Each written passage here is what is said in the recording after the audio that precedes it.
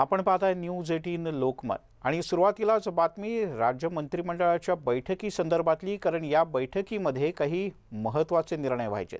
जनतेच्या दृष्टीने सगळ्यात महत्त्वाचा निर्णय तो अनलॉक बद्दलचा।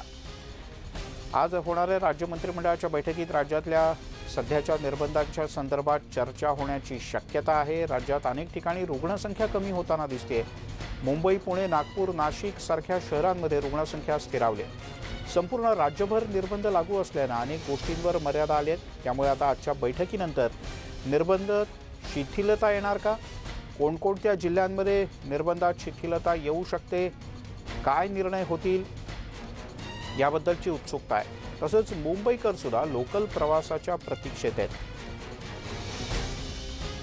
त्यामुळे आजच्या मंत्रिमंडळ बैठकीनंतर मुंबईकरांची ही प्रतीक्षा सुद्धा संपणार का हे पाहणं महत्त्वाचं आहे। राज्यातल्या संपूर्ण जनतेचं लक्ष याकडे लागलंय।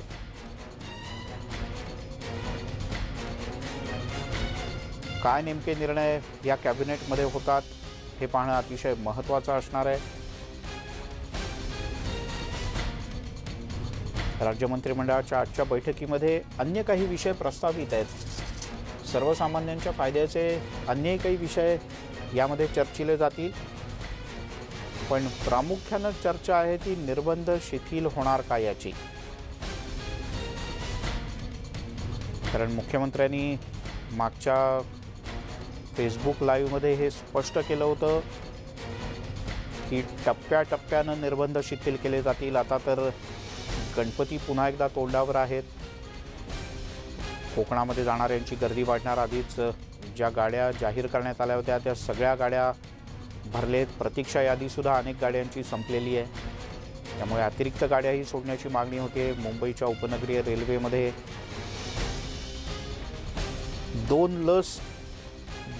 लसीचे दोन्ही डोस ज्यांनी घेतलेत त्यांच्याकरता रेल्वेचा प्रवास करू द्यावा अशी मागणी होते। पुण्यातल्या जनतेला काय वाटतंय? वैभव सोनवणे आपले प्रतिनिधी आपल्यासोबत आहेत। वैभव, अनलॉकच्या संदर्भात काही महत्त्वपूर्ण निर्णय अपेक्षित आहेत। पुणेकरांना काय काय अपेक्षा आहेत?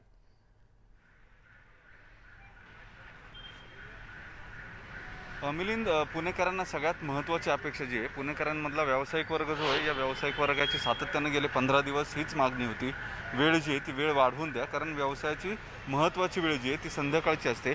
हॉटेलियर्स जे होते यांचंही म्हणणं होतं 4 वाजेच्या नंतर कसा व्यवसाय करायचा, केवळ पार्सल आणि डिलिव्हरी याच्यावरती सर्वसामान्य नागरिक जे आहेत ते जर येणार नसतील तर व्यवसाय साधारण 70-80% कमी होतो। आता ही सगळी मंडईतली छोटी छोटी दुकानं आहेत देवघरात लागणाऱ्या गोष्टींसाठीची, प्रातिनिधिक स्वरूपामध्ये यांच्याशी आपण चर्चा करूया। 4 वाजेपर्यंत तुमच्या दुकानाची वेळ आहे, त्याने तुमच्या एकूण व्यवसायावरती किती फरक पडला आहे? तुमचा अनुभव काय नेमका? आणि आता ही वेळ वाढवायला हवी असं तुम्हाला वाटतं का? आज साधारण मुख्यमंत्र्यांची बैठक आहे, कॅबिनेट मीटिंग, त्याच्यामध्ये वेळ वाढवली जाण्याची शक्यता आहे। नाही, टाईम व्हायला पाहिजे हो। काय धंदा जास्त व्हायला पाहिजे तसं होत नाही 4 वाजेपर्यंत। नेमकं कसं आहे, गिऱ्हाईक दुपारनंतर चालू होतं आणि नेमकं त्या टायमात दुकान बंद करायला लागते आम्हाला। त्यामुळे धंद्यावरलाही परिणाम चालू आहे आता सध्याला। किती परिणाम झाला? 30%, 40% असं? जास्त अर्ध्याचे कमीच आहे हो, निम्म असं आहे। धर मार्गाचं हे पण निघत नाही इन्कम। ठीक आहे। आणखी इथलेच आणखी एक व्यावसायिक आहेत, त्यांना विचारूया काय तुमचा अनुभव आहे। काय होतं, दुपारनंतर पब्लिक बाहेर पडतं खरेदीला, त्यामुळं टाईम कमी मिळतो आम्हाला धंद्यासाठी। एवढं असं हे नाही आहे, म्हणजे असं एकदम झालं तर गर्दी होती, मग वेळ मिळत नाही तेवढा धंद्यासाठी। मंडईसारख्या ठिकाणी दुकान आहे तरी सुद्धा तुम्ही अशी तक्रार करत असाल, सकाळी मोठ्या प्रमाणावरती नागरिक इथे येतात? नाही ना, सकाळी येतच नाही, 12च्या नंतरच चालू होतं। गिऱ्हाईक सगळं 12 नंतर सुरू होतं। आता आज साधारण निर्बंध उठवले जाण्याची शक्यता आहे।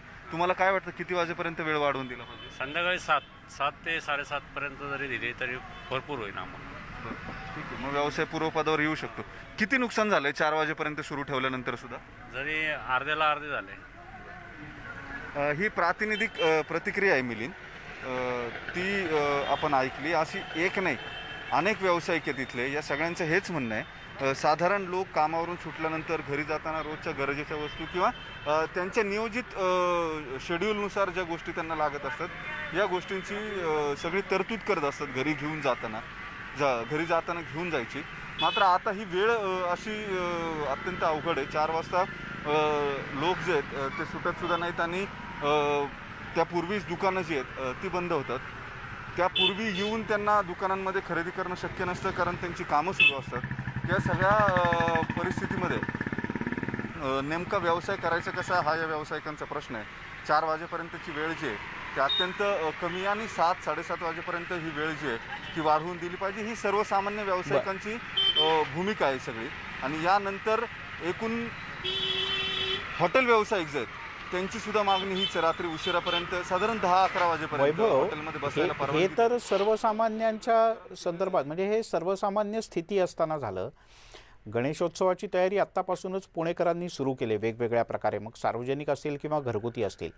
गेल्या वेळेला निर्बंधांमुळे बरीच पंचायत झाली, लोकांना सण उत्सव सार्वजनिकरित्या साजरे नाही करण्यात आले. यावर्षी आगामी सण उत्सवांच्या दृष्टीने आणखीन काय अपेक्षा आहेत पुणेकरांना?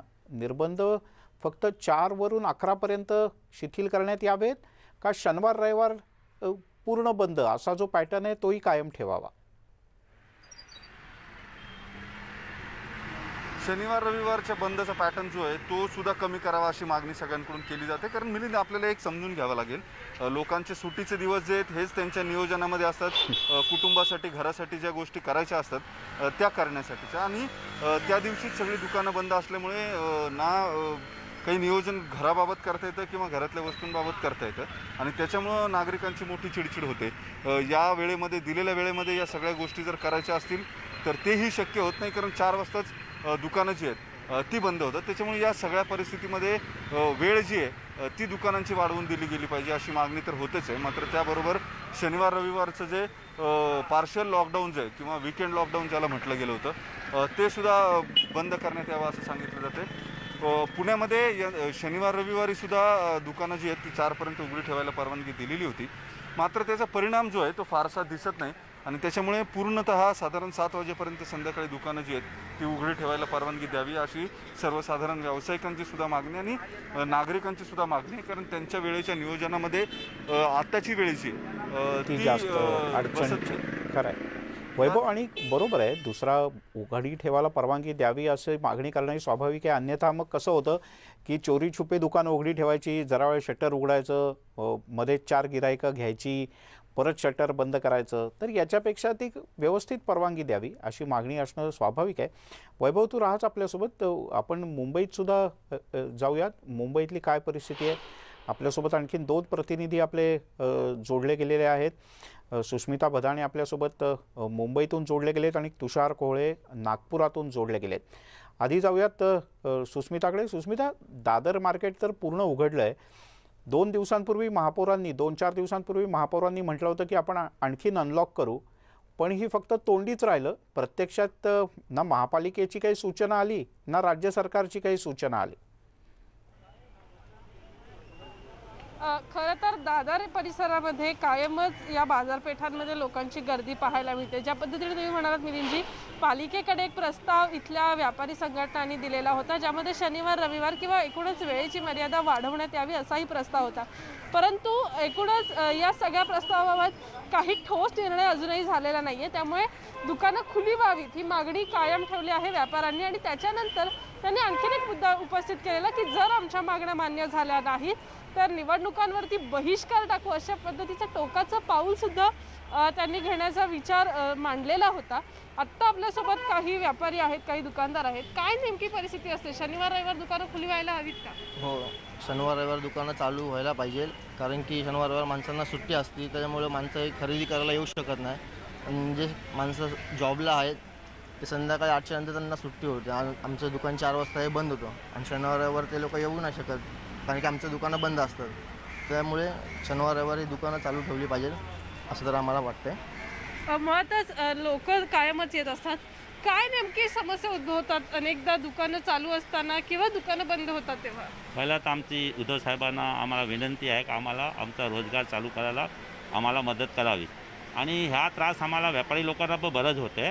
म्हणजे एक तर आम्ही आमच्या माणसाला पगार देऊ शकत नाही, दुकान पूर्ण चालू असताना गिराकाला पडापडी होते. संध्याकाळी 4च्या नंतर आमच्याकडे गिराक येते आणि शनि रविवारी काय असते, लोकांना सुट्टी असते, त्यामुळे लोकांना पण त्रास होते. म्हणजे आमची विनंती आहे आमचा रोजगार चालू करावा. शनी रविवार तुम्हाला काय वाटतं? सोय जे बोला बरोबर आहे, जे सांगितलं ते लोकांची बरोबर एकूण आहे. गर्दी कमी असते का किंवा शनिवार रविवार बऱ्याचदा आपण बघतो की अर्ध शटर ठेवून सुद्धा काही लोक अर्ध्या सटरनी नाही पूर्ण उघडायला द्या असं आमचे हे आहे, विनंती आहे. म्हणजे पूर्ण हे काय शटरमध्ये काम मॅडम आम्ही आमच्या दुकानात एवढे काय गर्दी होत नाही. एका दुकानात 2-2, 4-4 गिराक येते आणि सोशल डिस्टन्स वगैरे आम्ही ठेवतो. हे काळजी आम्ही पण आमच्यासाठी घेऊन आणि गिराकाने आणि पूर्ण मदत करतो आम्ही सरकारला. आमचा पुरा सपोर्ट आहे. फक्त विनंती तेवढी आहे आम्हाला 2 दिवस हे पण उघडू करून द्या, तेवढी विनंती आहे सरकारला. नक्कीच. तर एकच मागणी ही कायम ठेवली जाते की एकूण सगळे व्यवहार हे खुले सुस्मिता, व्हावेत. काही तुम्हाला काय दुकानदारांना हे विचार की हे दुकानदार शटर ओढून ठेवतात, गिराईक आले की आत घेतात, मग कधीतरी थोड्या वेळाने पोलीस येतात आणि मग हप्ता वसुली होते, असे सुद्धा प्रकार होतात का? त्यापेक्षा निर्बंध शिथिल करा. नक्कीच आपण हेही विचारण्याचा प्रयत्न करूयात. इथे आणखीनही काही दुकानं आहेत जिथे सतत लोकांची वर्दळ असते. काही दुकानं इथे जी आहेत ती खास करून दिवसा खुली असतात. दादा, तुम्हाला जी वेळ ठरवून दिलेली आहे दुकानं खुली करायची ती वाढवावी अशी अपेक्षा आहे का? कारण बऱ्याचदा अर्ध शटर ठेवून सुद्धा काही लोक व्यवहार करत असतात. सामने से बात करूँ, अरे मैं थोड़ा काम कर रहा हूँ. तर एकूणच या मुद्द्यावरती तरी बोलायला लोक तयार नाही आहेत. मुळातच अर्ध शटर ठेवून सुद्धा काही वेळेला दुकानं खुली असतात. तर शनिवार रविवार परवानगी द्यायला हवी का? जेवायला पाहिजे ना. काय त्रास होतो? गिरायक नाही असे अख्खा दिवस संध्याकाळीच गिरायक होते. काही नागरिक इथे आहेत, आपण त्यांच्याशी बोलण्याचा प्रयत्न करूयात की जे इथे येत असतात. तुम्हाला वाटतं का शनिवार रविवार दुकानं खुली व्हायला हवी? हां, बरोबर आहे. आणि अर्ध शटर ठेवून सुद्धा अनेक दुकानं उघडी असतात बऱ्याचदा. हो, त्याचा त्रास होतो? ॲक्च्युली तसं नाही व्हायला पाहिजे. Thank you thank you. मुळातच अर्धी दुकानं उघडी असतात, काही लोक शनिवार रविवार सुद्धा दुकानं चालू ठेवतात. याच्यामध्ये पोलीस सुद्धा मांडवली वगैरे असे अनेक प्रकार समोर येतात. सगळ्याच व्यापाऱ्यांना याचा त्रास होतोय का? हो, त्रास होतोच आहे, पण त्यांचंही पाहिलं पाहिजे ना. ते करतायत ते पण बरोबर असेल ना. एवढे जण आहे, त्रास होतोच आहे ना. कोरोनाचा त्रास तर सगळ्यांनाच होतोय. त्रास तर सगळ्यांना होतोच आहे. म्हणजे दुकानं धावपळ होते, बंद करायला लागतं. पोलीस येतात तेव्हा नेमकी काय परिस्थिती असते? आम्ही त्याच्या आतच बंद करतो. पोलीस आले की हेच नाही करत, म्हणजे थांबतच नाही. तर एकूण आपण मिलिंदजी बघतोय की नागरिकांनी ही मागणी मांडलेली आहे.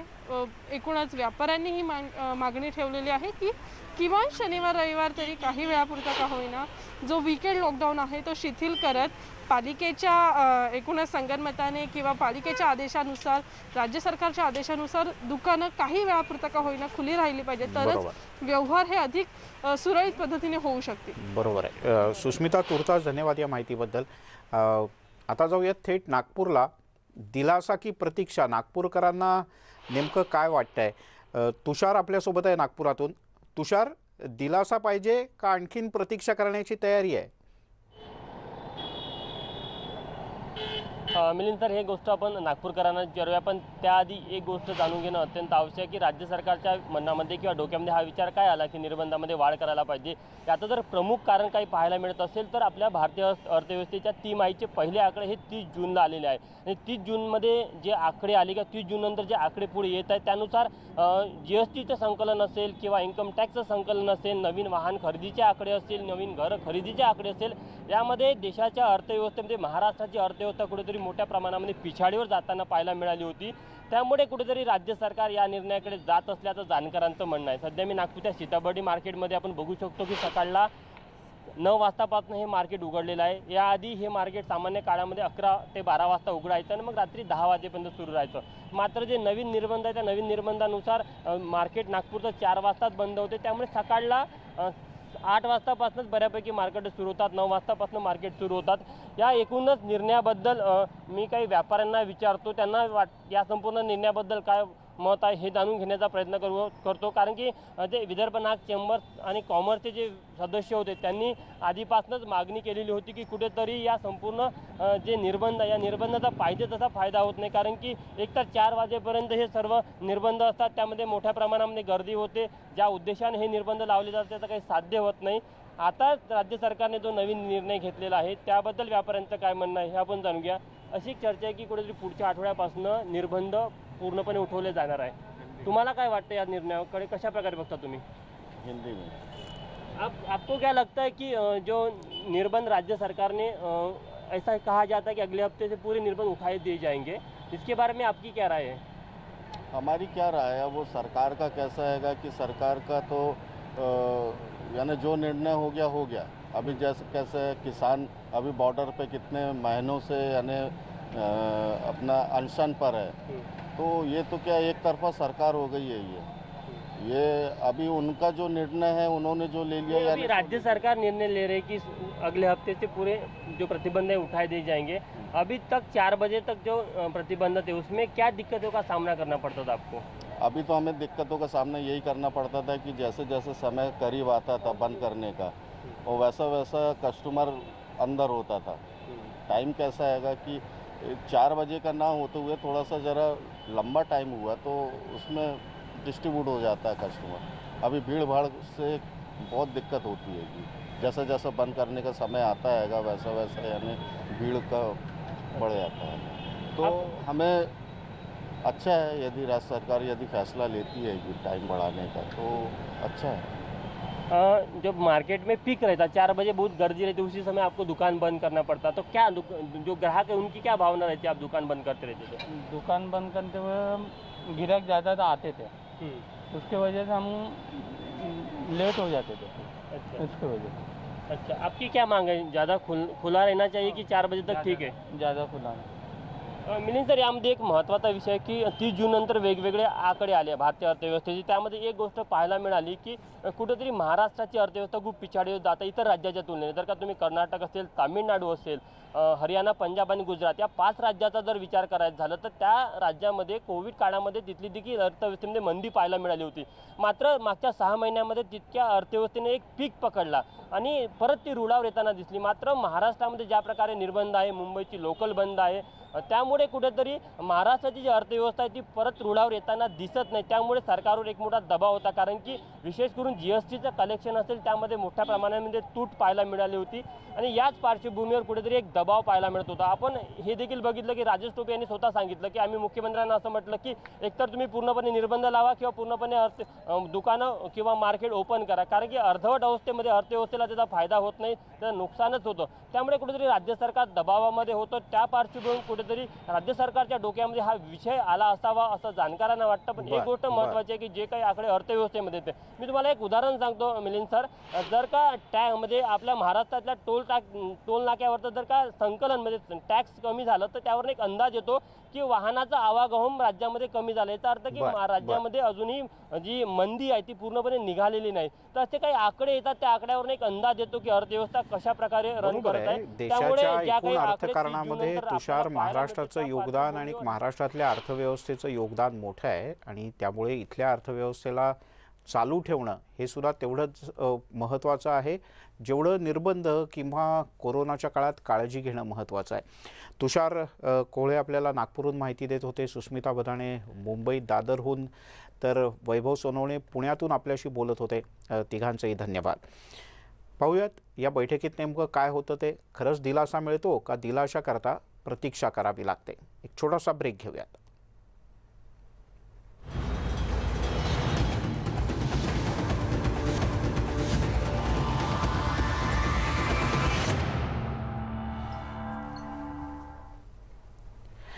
आपण पाहताय न्यूज 18 लोकमतवर मुद्दा महाराष्ट्राचा, आणि मुद्दा हा आहे की निर्बंधांमधनं आता दिलासा मिळणार का? रुग्णसंख्या झपाट्यानं कमी होते का प्रतीक्षाच करायची फक्त निर्बंध शिथिल होण्याची?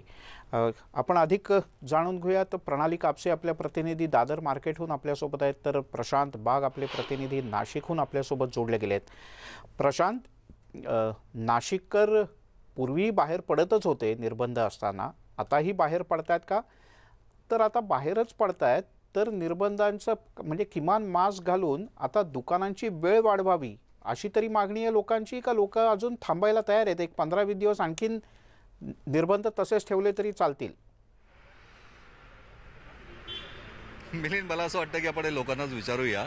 नाशिककर, तू जे म्हणालास ना की बाहेर पडतच होते, हो पडतच होते, अजूनही पडता आहेत, पण एवढं मात्र नक्की आहे की अवेअरनेस नाशिकमध्ये प्रचंड वाढला आणि याचा प्रचंड मोठा फायदा नाशिकला झालेला आहे. रुग्णसंख्या झपाट्यानं कमी झाली आहे, कोरोना बराचसा नियंत्रणात आलेला आहे. आता आपण एका संकुलात आहोत, आपण बघतोय की आता हे एक दुकान आहे.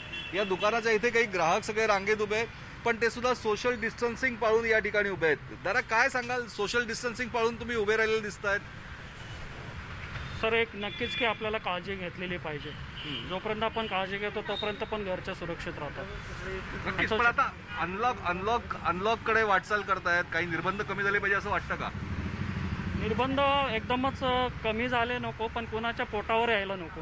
प्रत्येकजण आपल्या आपल्या कुटुंबासाठी झटतोय, प्रत्येकाला आपल्या रोजीरोटीचा प्रश्न आहे, तर त्यांच्यावर पण यायला नको. निर्बंध कमी व्हायला पाहिजे नक्कीच, पण अत्यंत महत्त्वाचा मुद्दा यांनी मांडला. अत्यंत बोलकी प्रतिक्रिया आहे की निर्बंध कमी होण्याची आवश्यकता आहे, पण त्याचबरोबर कोणाची पोटी पाणी रोजी. अनेक दुकानदार सुद्धा या ठिकाणी दिसत आहेत. दादा, अनलॉकच्या दिशेने वाटचाल करतोय आपण. नाशिक बरंचसं नियंत्रणात आली परिस्थिती, निर्बंधामध्ये शिथिलता कशी आली पाहिजे? आता बऱ्यापैकी कोविडचे पेशंट कमी दिसत आहे आणि लोकांचे 2 महिन्यापासून फार कंडिशन बॅड चालू आहे. आता जर थोडी शिथिलता झाली तर ग्राहकां म्हणजे सर्वसामान्य नागरिकांसाठी चांगलं होईल. नक्कीच, पण मास्क वापरण्याचा अवेअरनेस सुद्धा वाढलेला आहे, काय सांगाल? नाही, मास्क वापरलेलंच पाहिजे सर, कारण कसं जेणेकरून जे काही वातावरणातले जीवन आहे ते आपल्याला म्हणजे त्रास देणार नाही. सुरक्षित अंतर ठेवायचं आणि माझं मत आहे की पूर्ण ओपन केलं पाहिजे. आणि त्याच्यामुळे काय होतं, आता हा जो 2 ते सकाळी 7 ते 4 टायमिंग दिलेला असतो, या टायमिंगमध्ये काय होतं की पब्लिक जास्त म्हणजे गर्दी करते की बंद होणार म्हणून अजून गर्दी वाढते. बरोबर, गर्दी वाढते. दुकानदारांना काय वाटतंय? मित्रा, दुकानामध्ये थोडं उभं राहशील, दिसू दे चेहरा तुझाही. गर्दी जे 7 ते 4 व्यवसाय होतोय तो योग्य तो टायमिंग वाटतोय का? काय फरक पडलाय धंद्यात? टाईम भरपूर कमी आहे. संध्याकाळपर्यंत जर टाईम दिला तर 4 वाजेपर्यंत कसं आहे, 4 नंतर लोक तरी येऊन दुकानावरती थांबतात, फोन करतात. जे आहे ते तर चालूच राहणार. त्याच्यापेक्षा थोडा टाईम अजून वाढून दिला, रेग्युलर टाईम झाला तर गिरायकांना सुद्धा यायला थांबायला काहीच अडचण नाही आणि काहीच नाही, काहीच अडचण नाही गिरायकांना थांबायला. दादा, या पुढे जरा काय सांगाल तुम्ही? तुमचाही व्यवसाय आहे, वेळ अनलॉककडे वाटचाल होते, नाशिक बरंचसं नियंत्रणात आहे, काय अपेक्षा आहे? खूप चांगलं सर. आमचं व्यवसाय वगैरे 4 नंतरून बंद असतं, तर गिरायकांचा टाईम असतो त्यानंतरूनच चालू होतोय. गिरायकं येतील तेवढंच आम्हाला चांगलं होईल. गिरायकांच्याच टायमाला 4 नंतरून आम्हाला बंद करावं लागतंय. म्हणजे हातावरचं पोट ज्यांचं असतं त्यांना खरं तर याचा दिलासा मिळणं सगळ्यात महत्वाचं आहे. दादा काय सांगाल? तुम्ही इथे ग्राहक म्हणून आलेले दिसताय, मला कसं वाटतंय तुम्हाला? कॉम्प्लेक्स वगैरे सगळे उघडे मिळत आहेत, अनलॉक कसे बदल झाले पाहिजे? चांगलं आहे. आता पेशंटची संख्या कमी आहे, लोकांचं पण सहकार्य चालू आहे हे करायचं. त्याच्यामुळं आता 4 नंतर वगैरे उघडं ठेवलं तर अजून सहकार्य मिळेल. हो, पण लोकांनी सुद्धा बंधनं पाळणं महत्वाचं आहे ना. लोक बंधनं पाळली तरच कोरोना नियंत्रणात राहील. नाही, बरोबर आहे तुमचं म्हणणं, पण आता शक्यतोवर बरेचसे जे आहेत लोक आता अवेअरनेस वाढलेला आहे, त्यामुळे बरेचसे मास्कचा वापर करतात, सॅनिटायझरचा वापर करतात, तर त्या पद्धतीचा अवेअरनेस आहे. त्यामुळे असं वाटतं की जो 4चा निर्बंध आहे तो हटवून थोडंसं अजून वाढवा, कारण ऑफिशियल कामं करताना तो वेळ पुरेसा पुरत नाही. ज्या अर्थी आता आमचं जे आहे दुकान, तर तिथे ऑफिशियल काम करता करता एका कस्टमरला अटेंड करायला अर्धा पाऊण तास लागतो. तर मग बाकीचे कामं जे आहेत ते घरून करावं लागतं. प्रत्येकाच्या अडचणी वेगळ्या वेगळ्या आहेत, समस्या वेगळ्या आहेत, पण सर्वसामान्य नाशिककरांचं हेच म्हणणं आहे की जी वेळ दिलेली आहे 4 वाजेपर्यंत, त्या वेळेमध्ये बदल होणं सगळ्यात महत्त्वाचं आहे. हा बदल झाला तर ज्यांचं पोट हातावर आहे, कष्टकरी आहेत, नाशिककर आहेत, त्या प्रत्येकाला दिलासा मिळेल, अनावश्यक गर्दी होणं टाळेल. आता प्रत्येकालाच काळजी घेण्याची सवय नक्कीच लागली आहे. मिलिंद, प्रशांत, मी तुझ्याकडे परत येतो. दादरला जाऊयात. प्रणाली कापसे आपल्या प्रतिनिधी आपल्यासोबत जोडले गेलेत. प्रणाली, दादर तर केवळ मुंबईकरांचंच नाही तर पार कल्याण डोंबिवलीपासनं आणि तिकडे वसई विरारपासनं लोक येतात खरेदीला. आपण रेल्वेचं पाहिलं, लोकांना असं वाटतं की आता 2 डोस घेतलेल्यांना रेल्वेने प्रवास करून द्या. तसं वेळ पण वाढवावी का? कारण महापौरांनी सूतोवाच केलं होतं, पण अजून तसे निर्देश काही निघाले नाहीत.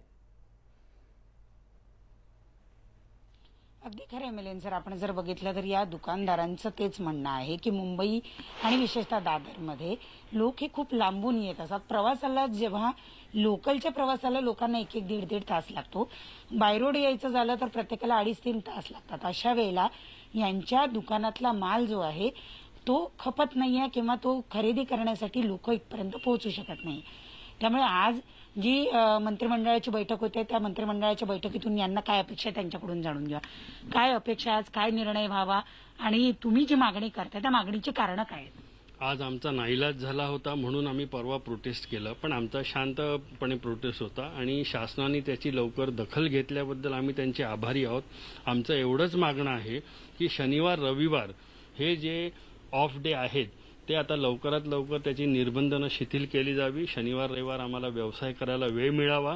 तसंच जी एरवीचं टाईम आहे 4 वाजताचं ते सकाळी आम्हाला 9 वाजल्यापासून संध्याकाळी 7-7:30 पर्यंत वेळ मिळावी ही आमची अपेक्षा आहे.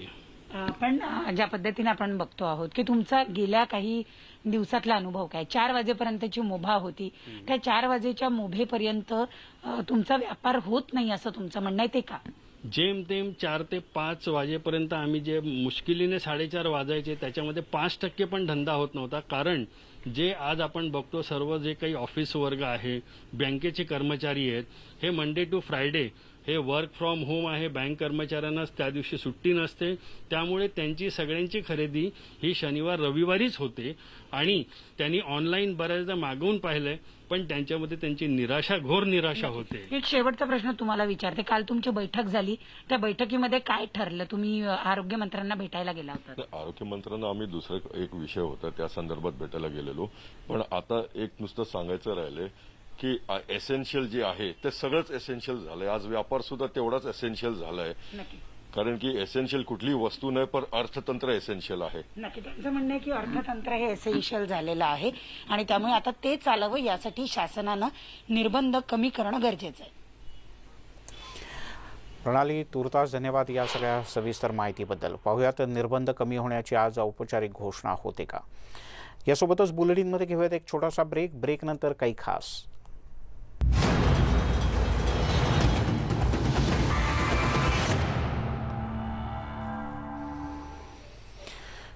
न्यूज 18 लोकमतवर आपण पाहताय मुद्दा महाराष्ट्राचा. आणि महाराष्ट्राचा मुद्दा असा आहे की विविध प्रकारच्या निर्बंधातून महाराष्ट्रातल्या जनतेला दिलासा मिळणार का, निर्बंधातून दिलासा मिळण्यासाठी अद्यापही प्रतीक्षाच करावी लागणार. आणि हा प्रश्न विचारण्याचं कारण म्हणजे राज्यात विविध ठिकाणी रुग्णसंख्या कमी होतीये. हां, राज्यात 3ऱ्या लाटेची चर्चा आहे, देशात 3ऱ्या लाटेची चर्चा आहे, पण मुख्यमंत्र्यांनीही यापूर्वी 2 वेळेला सूतोवाच केलंय ते निर्बंध काहीसे कमी करण्याचं. त्यामुळे आज जी राज्य मंत्रिमंडळाची बैठक होती त्या राज्य मंत्रिमंडळाच्या बैठकीमध्ये निर्बंध शिथिल करण्यासंदर्भात काही औपचारिक निर्णय होतो का हे पाहणं महत्त्वाचं आहे. आपण ही दृश्य पाहतोय कोल्हापुरातली. खरं तर कोल्हापुरात 8 वाजता 8-8:30पर्यंत सगळं मार्केट उघडलेलं असतं, पण मधल्या काही काळात कोल्हापुरात कोरोना पॉझिटिव्ह रुग्णांचा वेग हा सर्वाधिक होता आणि त्यामुळे इथले निर्बंध हटवायला प्रशासन तयार नव्हतं. अद्यापही इथे 4 वाजेपर्यंतच दुकानं आणि त्यानंतर फक्त अत्यावश्यक सेवेतली दुकानंच उघडी ठेवायला परवानगी. इथल्या व्यापाऱ्यांनी त्या सगळ्याला ठामपणे विरोध केला आहे. शनिवार रविवार तर इथे पूर्ण व्यवहार बंद असतात. पाहूयात या सगळ्यातनं आजच्या राज्य मंत्रिमंडळाच्या बैठकीत काही दिलासा मिळतो काय. छोटासा ब्रेक घेऊया, लगेचच परत येतो. सर्व प्रकारच्या ताज्या अपडेटसाठी News18 lokmat.com या आमच्या वेबसाईटला लॉग ऑन करा. फेसबुक आणि ट्विटरवर फॉलो करा.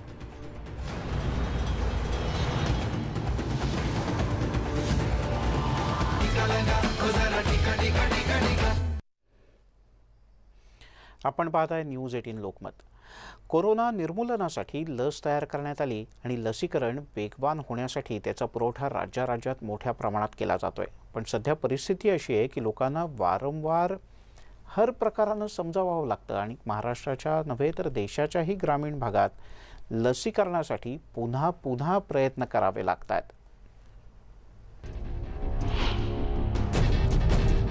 लोकांना सध्या कोरोनाचं भयच उरलेलं नाही असं चित्र सगळीकडे दिसतंय. रस्त्यावर, बाजारपेठेत सगळीकडे गर्दी करणाऱ्या लोकांना जणू कोरोनाचा विसरच पडलाय. नागरिक बेफिकीर वागतात आणि हीच कृती कोरोनाच्या तिसऱ्या लाटेला आमंत्रण देऊ शकते हे विसरून चालणार नाही. काही राज्यांमध्ये सतत जनजागृती मोहीम राबवावी लागते, कारण तिथे नागरिकांना पटवून द्यावं लागतं की कोरोनाला हरवण्यासाठी लसीकरण हा एकमेव मार्ग आहे. शिक्षकांचं ऐका, लस घ्या. लस संजीवनी आहे. तुम्ही घेतली का लस? बिहार देखील अशाच राज्यांपैकी एक आहे जिथे अद्यापही लसीकरणाबद्दल लोकांना जागरूक करण्याची आवश्यकता आहे.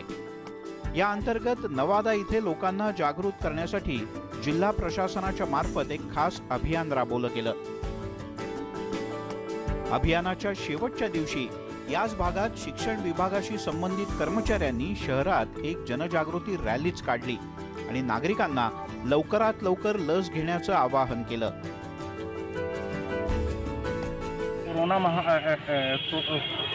कोरोना थर्ड वेव की आशंका जताई जा रही है और कोरोना से सुरक्षित रहने का एकमात्र उपाय है वैक्सीनेशन. और इसलिए लोगों से मेरा यानी ये है अपील है, अनुरोध है कि सतपथ से अपने परिवार में, अपने समाज में सभी लोगों को जो है वैक्सीनेशन अनिवार्य रूप से जलना चाहिए. कोरोनाची तिसरी लाट रोखण्यासाठी एकच शस्त्र आहे, ते म्हणजे लस. आशा आहे बिहारच्या लोकांना हे सत्य लवकरात लवकर समजेल आणि कोरोना विरुद्धच्या युद्धामध्ये ते सुद्धा सहभागी होतील. ब्युरो रिपोर्ट, न्यूज 18 नेटवर्क, लवादा.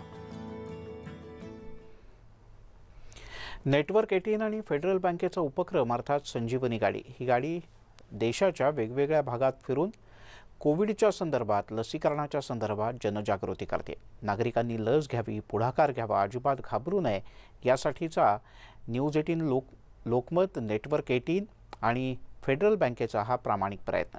ही गाडी आज कुठे आहे पाहूयात.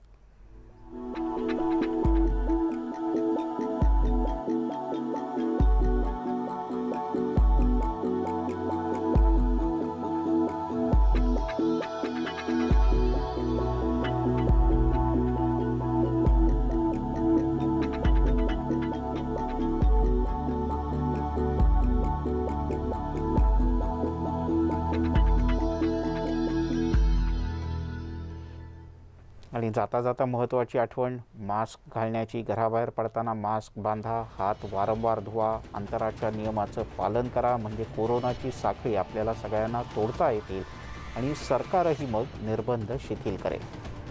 मास्क बांधणार ना?